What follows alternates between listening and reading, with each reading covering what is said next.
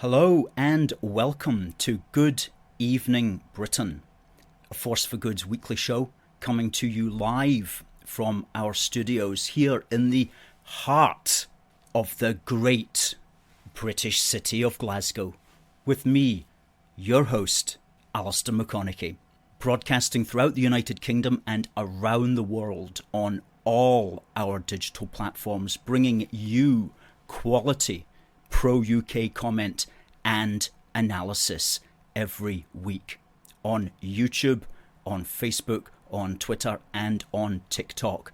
And thanks to the folks coming in on TikTok. Please stick with us for this hour. We broadcast every Wednesday from 7 until 8. And this evening we have a fantastic guest coming on at 7:30, none other than Carl Dean Pearson, who will be well known to many of you watching. And he's going to be coming on the programme. And if you know Carl, you know that he's never, ever short of an opinion on anything. And so that's going to be a really good session, 20-minute interview with Carl at the bottom of the hour at 7:30. What's on people's thoughts tonight? What are your thoughts that we can talk about? I've certainly got one or two things lined up here that we want to be talking about. Really beginning with the crazy situation that's going on in Canada at the moment. Now, I don't know to what extent this is reported on mainstream news, but it's really quite a concern from our perspective, because Canada is part of what we would call the Brito-sphere. You know, they used to call it, and they still do call it, the Anglosphere. That is the people who speak the English language. Canada, Australia, New Zealand, and the United States of America. And these countries, 5 of them, were really always quite tight and shared common values. But the last 2 years have shown that certainly in Canada and Australia and New Zealand, there's a lot of things going on there that are not what we would call part of our tradition, our Brito-sphere traditions and values, especially the clamping down on the freedoms of individuals. And we've seen that with Justin Trudeau and his invoking the Emergencies Act, which is basically only really something that you would do in war.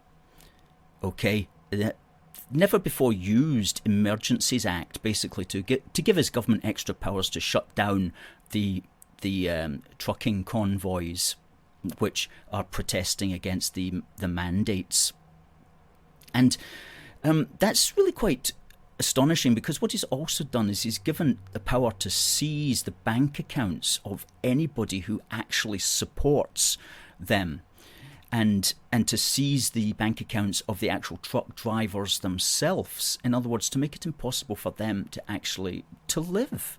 And that sort of thing has never, to my knowledge, been done in a Western society before. And nobody's talking about it. I don't know if the BBC's talking about it. If you've seen it on the BBC, please tell me. But I spoke to somebody who hadn't even heard about that. So I don't know. I know the system's trying to keep it quiet. The system, like the mainstream media, will be trying to keep it quiet. But you have to wonder what on earth is going on there. And the most worrying thing from our perspective is that our leaders, whether Boris Johnson or whether Nicola Sturgeon, have not condemned Justin Trudeau and is invoking the Emergencies Act. They've not condemned him seizing the bank accounts of the truckers, which means if they're not going to condemn it, then it means that they either sympathise with it or they've got plans to do the same thing in this country. And that's very concerning. Now, I spoke to somebody yesterday and they said that maybe the reason that Boris is not condemning Trudeau is because he wants to keep some kind of united front in the face of the Russian debacle on the Ukrainian border. Well, I don't know about that. It seems to me that these people are far too pally with each other. The the Justin Trudeaus of this world, the Boris Johnsons of this world, the Joe Bidens of this world, the European Union people of this world, they're all like in on it. They're all best friends, they're all best buddies. And it's like they all sit about and they all figure out, like, what are we going to actually do? And this is brought home to me. We've got a picture there of the G7 who had a meeting. There they are there. And they had a meeting in Cornwall last year. And, like, they're all best mates together. Now, who are they? I'll take it from the left there. That's Justin Trudeau on the far left. And then moving over, the guy in the grey suit, I'm presuming that's Norman the foreman, who built that stage, and he probably asked, can I come on as well and just get my picture taken? And they said yes, but hurry up. It's either Norman the foreman or it is the president of the European Council, who looks quite like him. And then you've got the leader of the free world, possibly wondering where he is at that precise moment. And then you've got Kendo Nagasaki there, the Prime Minister of Japan, who's actually probably the most intelligent one on that platform. Then you've got Boris, and then you've got a horrible man who looks like something from the Walking Dead, who's actually the Prime Minister of Italy. And I'm not even going to grace him with his proper name, because he says that people who have not taken the jab are not, quote, part of our society. So I don't want to even mention him. Then you've got Napoleon Macron, and then you've got Jemima Gina, who is the president of the European Commission, I believe. And then you've got Angelina Jolie, who is the sometime German Chancellor. So they're all in there together. All having a laugh at our expense, and far too pally with each other. That's the problem. We can get rid of that picture now, but that's the problem. They're all too pally with each other, and hopefully this will be a wake-up call to them, because a politician, and I'm talking about Trudeau here, a politician has to know when his time is up, okay? A politician has to know his best before date, okay? Every politician has a shelf life, and he's got to know his best before date, and he's certainly got to know when his use by date has arrived. And if he doesn't know when his best before date is, or when his use by date has arrived, then the only thing left is the sniff test. And I'm afraid that Trudeau is failing the sniff test, which means that he really does need to step down. And somebody on Twitter today said that either Canada will fall as a consequence of what Trudeau is trying to impose, or he falls, but it's going to be one or the other. And hopefully traditional Canadians will prevail in their efforts to maintain the values and traditions and liberties of Canada, because, of course, as many of us know, Canada was formed largely from the British who left America during the so-called Revolution, who wanted to continue to stay with the British Crown. And many of them went north and they founded a new land, and they were called the Loyalists. And there's still in the truckers there's still some of that loyalist spirit left, the true Canadian spirit, the people who founded Canada. We can still see them. We can still see that spirit there.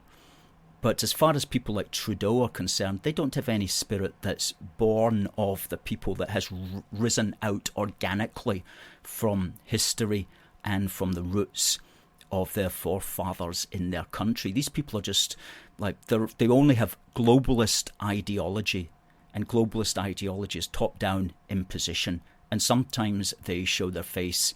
And this is definitely a case where Trudeau has shown the ugly face of globalism. And we just have to hope and pray that our leaders themselves will learn from what's going on, and will also back off from continuing to impose any further restrictions on the people.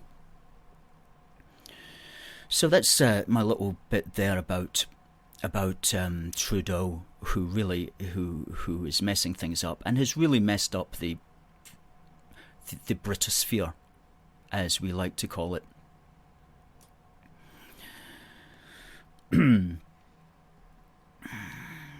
Now, Jay Smith there says, I've lost all interest in politics. They're all the same. They don't give a damn about the ordinary people on the street. That's certainly held by some people I know. Well, Stephen says he's invoked emergency powers. That means he can call in the army. What are they going to do? Shoot a trucker peacefully protesting? Exactly. You know, you have to live and let live after a while.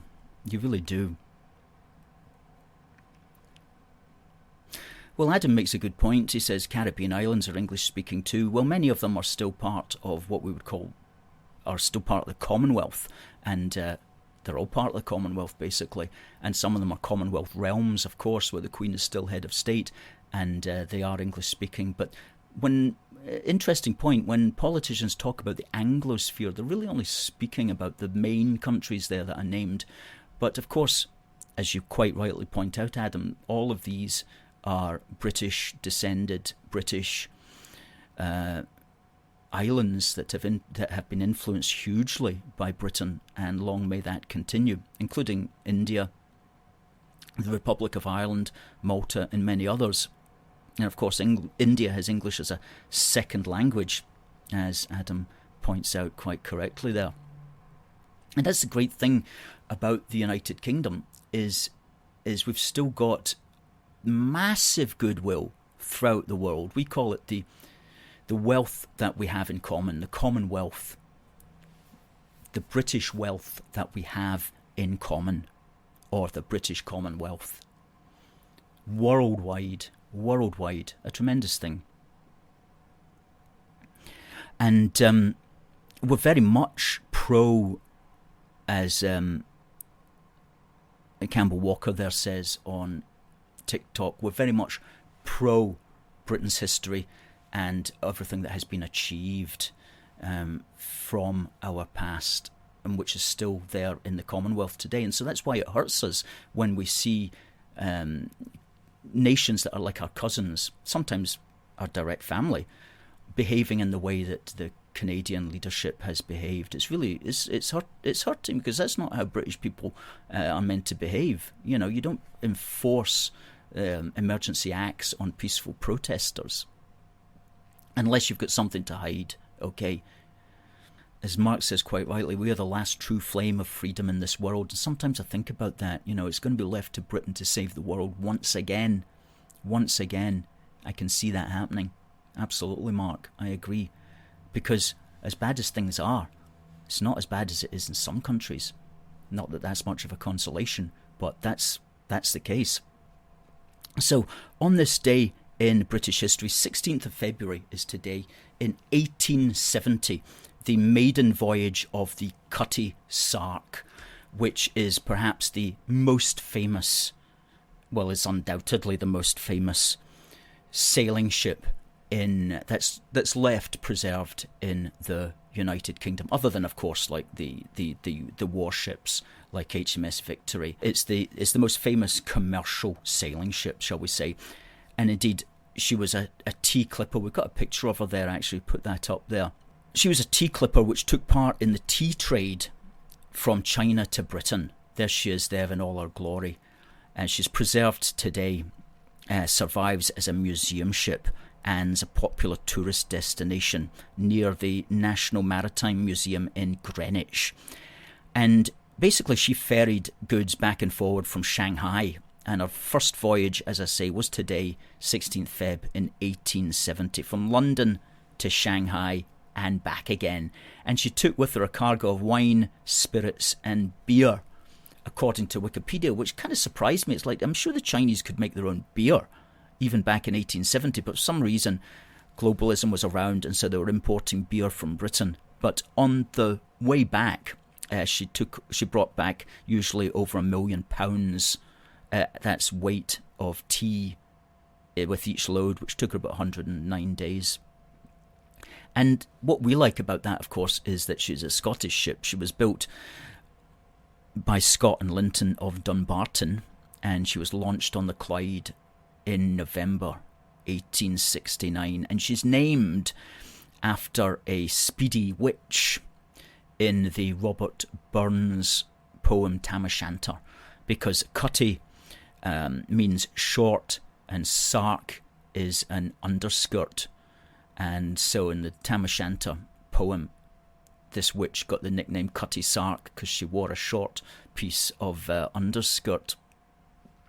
So legend has it. And so yeah, she's the last maintained tea clipper in the UK that's of any real note. What else on this day? 16th of February 1965, a man was born. Sorry, no. 1946. 16th of February 1946.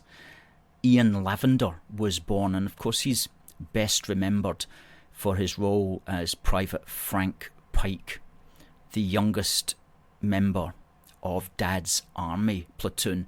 There he is there in his character, and there he is today or thereabouts.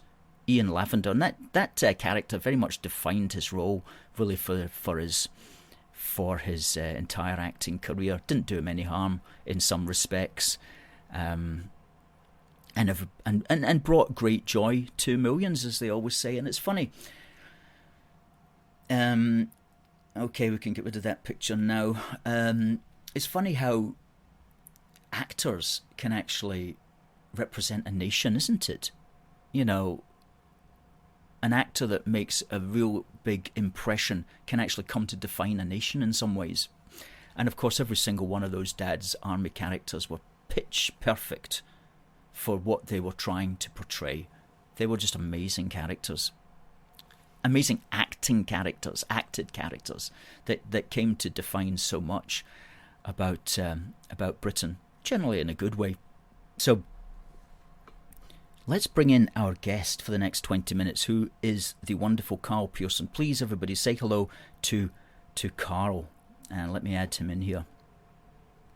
Good evening. Hello and good evening, Carl. Good How's evening, things with you? Alistair. Thank you very much for having me on the show. I'm very well. Yourself?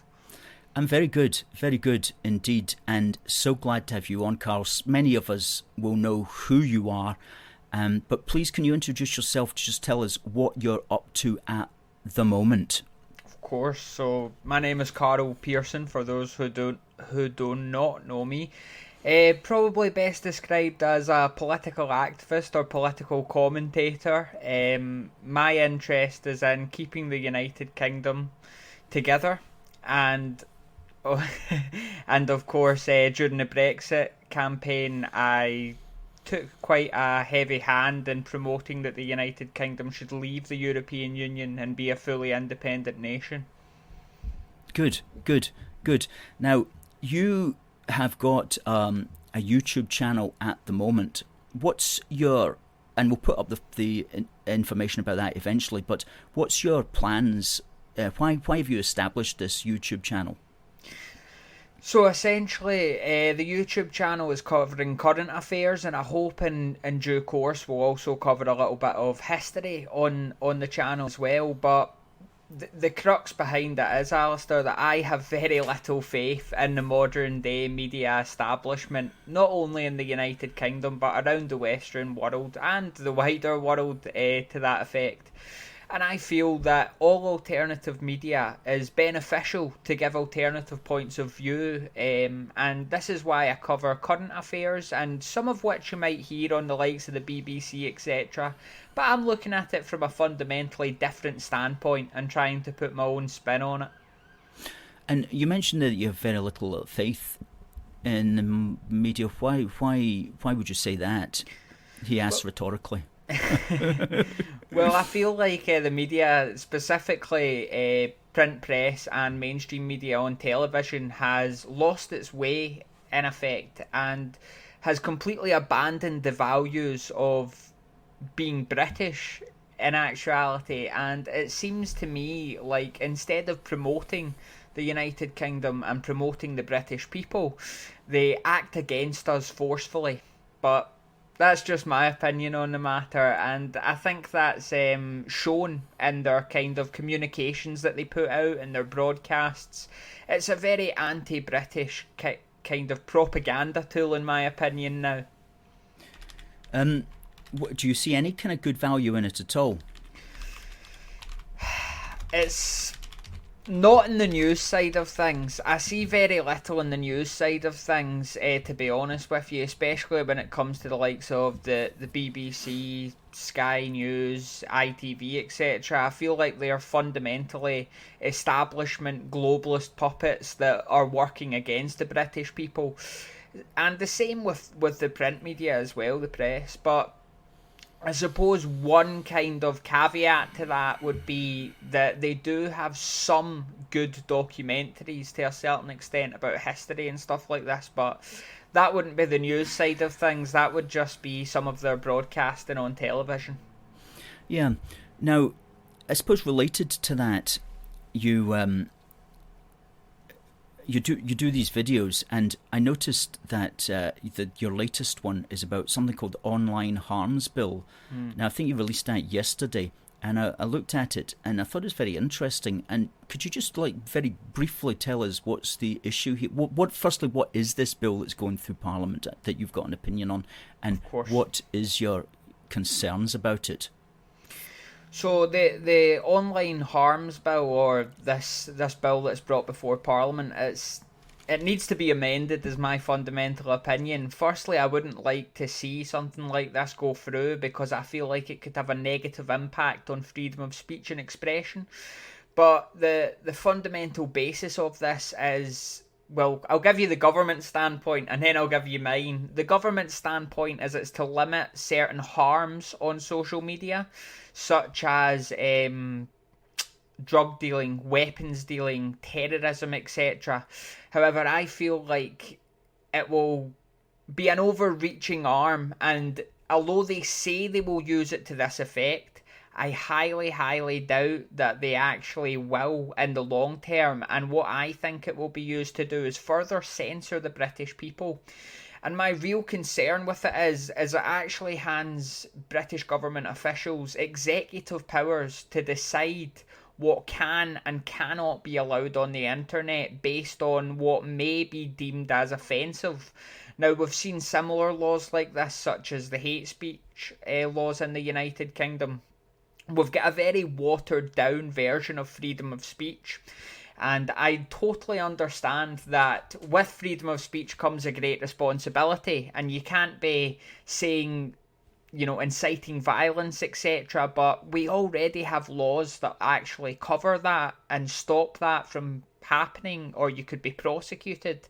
And I feel like these are totally unnecessary laws that are almost dictatorial in a sense, that it could strip freedoms away from the British people online. And it puts more power in the government's hands than I think is actually needed or required to tackle the problems, to be honest with you, because these laws already exist. Well, yeah, that's a good point. These laws already exist. The internet is an absolute cesspit, of course, as we all know, and there's a lot going on to it that shouldn't be on it, from the sake of public safety and public decency, as it were. But as you say, I think most of us are probably quite. We don't mind about that part of the bill. It's the part of the bill that, as you said, that gives the government the ability to say, do you know what, because of this particular policy. It's like, imagine Macron or Justin Trudeau with the power to do that. And in fact, they possibly already have the power just to say, you disagree with us, so we're going to remove you from the internet. And you yourself actually have been a victim of no platforming, but you got back on again. Yes, as well. It's ironic because we often talk about freedom of speech, etc., but there is a great caveat to that if the establishment and the powers that be in certain countries, even in Western free democracies, deem you to be not even offensive but just unwilling to be heard, then they'll make pretty clear to the social media platforms, etc., in a lot of cases, that you shouldn't have the right to air your opinion. Yeah, and we've seen that in the last couple of years, and it doesn't even have to be something that's what you and I would consider to be particularly controversial, because I was just thinking about that today. I looked out this article which I had printed off a couple of years ago, and this was printed on Sky News on the 15th of November 2020, and it was the Labour Party were calling for what they were calling anti-vaccination content to be stamped out on the internet, on the basis that it was bad for people's health. Yes. Okay, and of course, that's very much a matter of opinion. That's not science as such. That's just the Labour Party's opinion on it. But this was what alerted me to something terrible's going on here, because they're actually saying you've got to have a particular opinion on science, absolutely, rather than on, and it's got to be stamped out. And so some horrible Shadow Health Secretary Jonathan Ashworth told Sky News blah blah blah blah blah blah blah blah blah, and so on and so forth, that it was poison and garbage and it was all nonsense and it had to be stamped out. And instead of the Tories going, who are you to talk against that, and why are you against freedom of opinion, they of course doubled down and said, yeah, you're absolutely right. And a government spokesperson said, quote, that they would stop. No, a government spokesperson said, quote, we take this issue extremely seriously and have secured a major commitment from Facebook, Twitter and Google to tackle it by not profiting from such material and by responding to flagged content more swiftly. In other words, if there's stuff out there about science that we don't like, we've spoken to Facebook, Twitter and Google to tell them to get it removed. Exactly. This is... And they're doing that in the plain light of day, and they didn't need a law to do that. Okay. Very, very, very true. Very, very true. And this, again, is why the law worries me even more, because even though they are doing that without a law, just imagine if they can say, well, actually, in legislation, you're obliged to do this, or else we will either fine you, or even Nadine Dorris said that someone like Mark Zuckerberg could face prison time in the United Kingdom if they failed to remove this content, and it was later kind of backtracked by government spokespeople that wouldn't be the case, and they wouldn't be held personally liable for it, however the company might be. And this is kind of what worries me, that they could use it in a number of avenues. I mean, we've already seen, for example, if a scientist comes out, or a doctor or a medical professional comes out and says something that goes against the narrative or the government's narrative in various different countries, then they could be removed, or that video or content could be removed from the likes of YouTube, Facebook or Twitter. And we've seen that on YouTube. And that's a fundamental issue, because if you're a real scientist, you should always question everything. Even if you think that your opinion is dead set right, you should question it. And even if you still question it and agree with what you're saying, then it should fundamentally be allowed to be debated. Because we have this tendency, not just in the West, but in the world as a whole in the 21st century, to say, oh, nobody can speak out against the scientists, etc. But they are just human beings, and they are prone to error just as the rest of us are. And in a lot of cases, the scientists don't agree. There's not this great consensus where every scientist agrees on every single point under science. So it should be open to debate, in my opinion. And this is where I worry for this online harms bill, that it could cause issues not just there but in a number of reasons, and shut out freedom of speech and expression and debate if they don't take it into account. Very well said, very well said. And do you think there's many MPs that understanding the situation in the way that you understand it? Do you think there's any hope for it to be ameliorated in such a way that a common sense angle can be brought into this bill? Well, I think that it could potentially be amended, to be honest with you, and I think that some MPs will be pushing for that from the kind of same standpoint that I am, because they are, there's not many fundamental conservatives, traditionalist conservatives left in Parliament, in my view, but I think the ones that are will certainly see the detriments of this legislation that it could bring into force if it was applied in the United Kingdom. And I do think that there will be a very small and hopefully vocal minority who will speak out against this. But my real worry is with the likes of a lot of globalists in Parliament now that are more looking out for their own jobs and their own self-interests rather than the interests of the British people. I worry that they will oversee and overspeak the ones who will speak out in our favour. Yeah, that's almost certainly likely to happen. And unfortunately, we can tell how it's all going to go. Kenny, it's what about suggestions from the SNP that laughing at an offensive joke should get you arrested?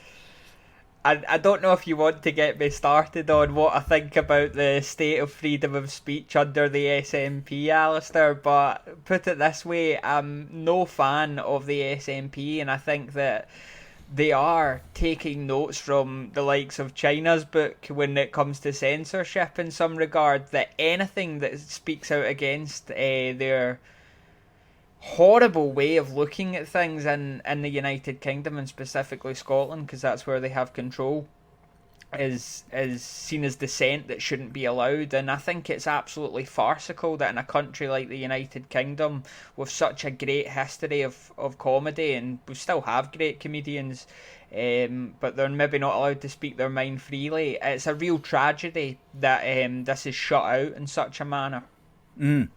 Oh yes, absolutely. PBC there says, I'd get rid of Holyrood tomorrow. It has to be demolished. And Adam says, if you were First Minister, that's talking about the SNP there, if you were First Minister, that wasn't his question, he had a question earlier, if you were First Minister, what would your first priority be? Goodness me. If I was First Minister, well, I would probably put in legislation to shut down Holyrood and give the powers back to the British Parliament, but I'm not sure that even if I was First Minister I would be able to convince the sitting MSPs, as they speak, to follow me on that. But I would hope that I would be able to. But I think that Westminster has given up powers to the Mickey Mouse Parliament, as I call it, and it's to the detriment of the British people, and the Scottish people for that matter, because it doesn't really put power back in the hands of people around in the devolved parliaments like Wales and specifically Scotland. Northern Ireland's a different case for the historical matter, and we'd be there all night if we started discussing that. But if you look at who actually introduced devolution and why it was introduced, they say it's for one reason, and I think it's fundamentally for the opposite reason. Tony Blair brought it in saying it's to give power back and equalise democracy, etc.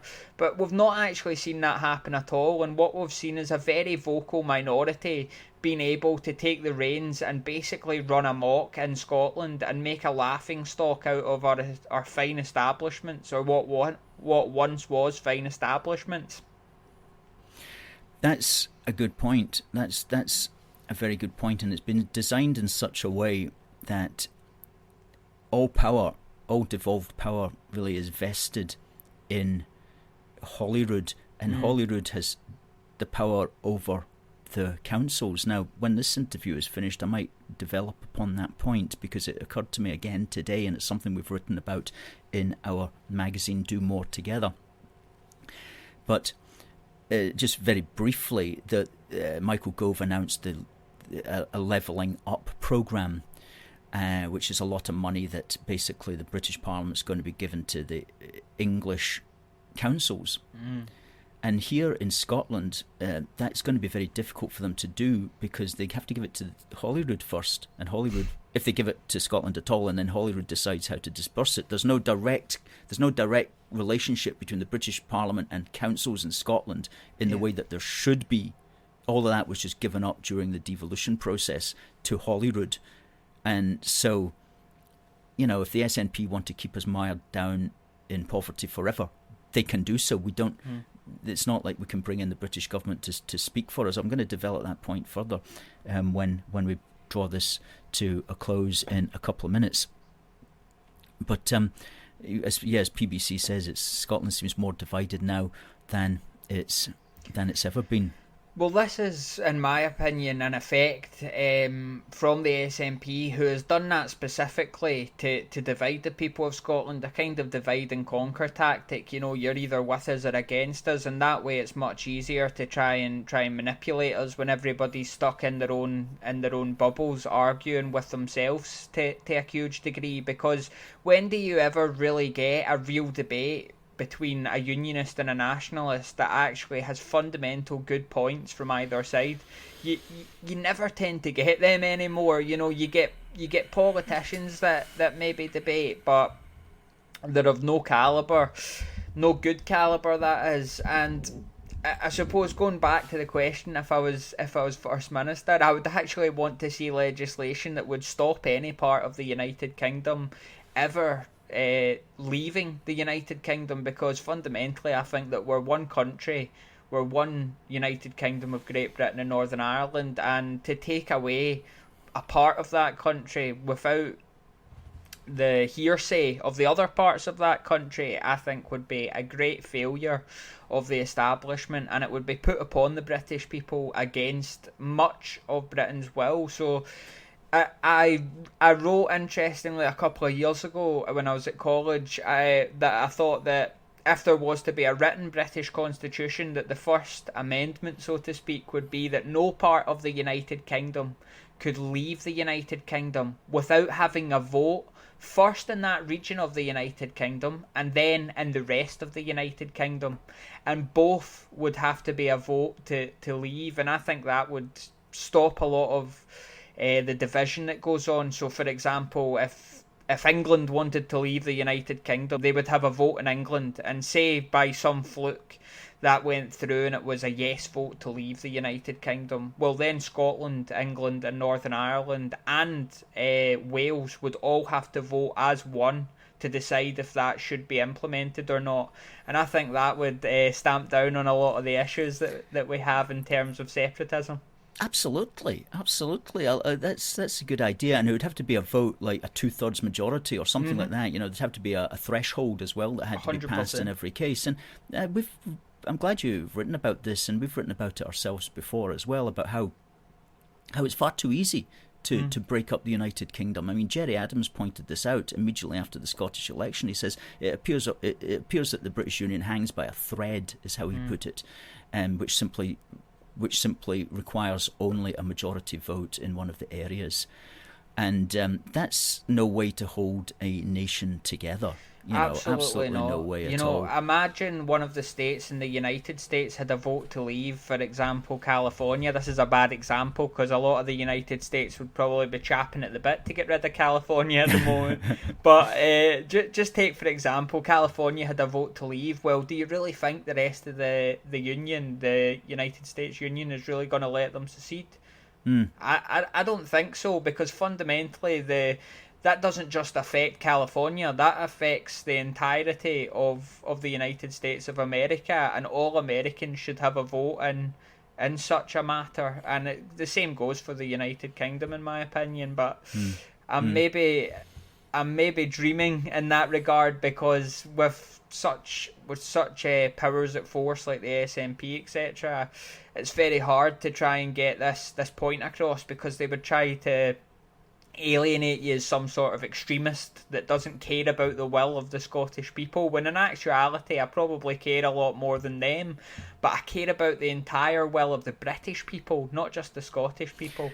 Absolutely, and that's the way that it should be. And for those of us who are pro-UK, we definitely see things within that wider British context. We don't just see it as four nations all at each other's throats. We see the whole creation, the whole 100%. entity as one.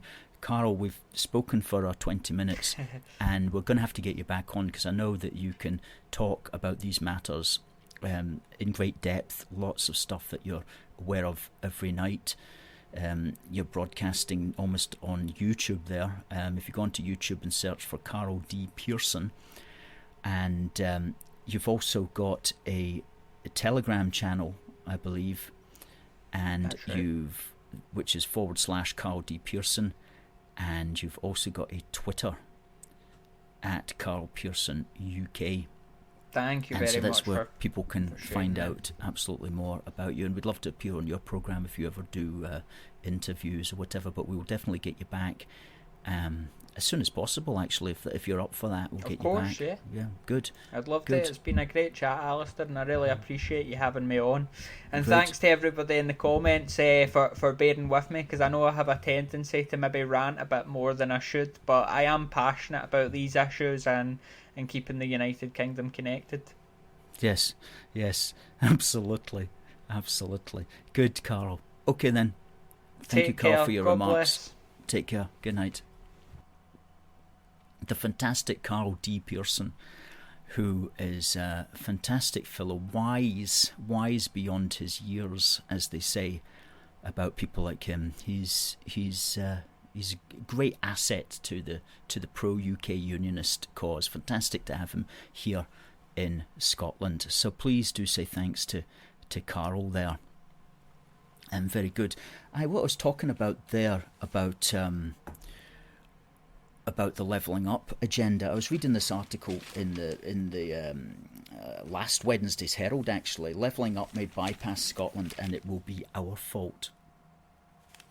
And the person was just pointing out here that the Michael Gove is dealing directly with the councils in England. This particular person who wrote this article appears to be making a case for regional mayors. I don't think that's necessary at all, but the point was nevertheless that there was direct contact between people in the council and the British government.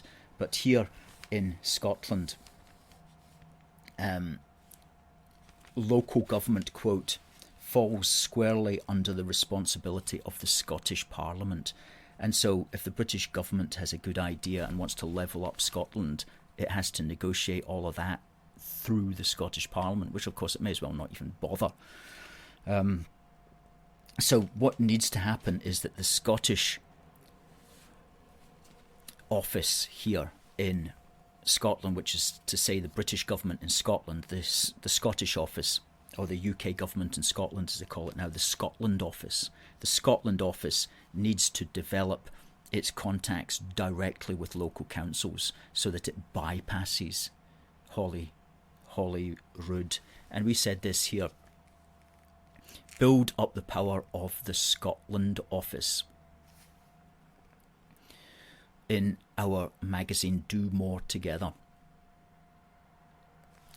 Build up the power of the Scotland office, and basically you would then have a three-way balance of powers. You would have a strong British Parliament in Scotland, you would have Holyrood, and you would have the local councils, and the British Parliament would be able to speak directly to the councils and directly give the councils money where they needed it, and goodness knows we need it these days.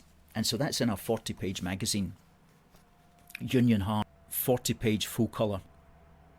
Please do get yourself a copy. It's only a £5, including postage in the UK, and it is basically an education in how to keep the United Kingdom together, concentrating on the big British picture.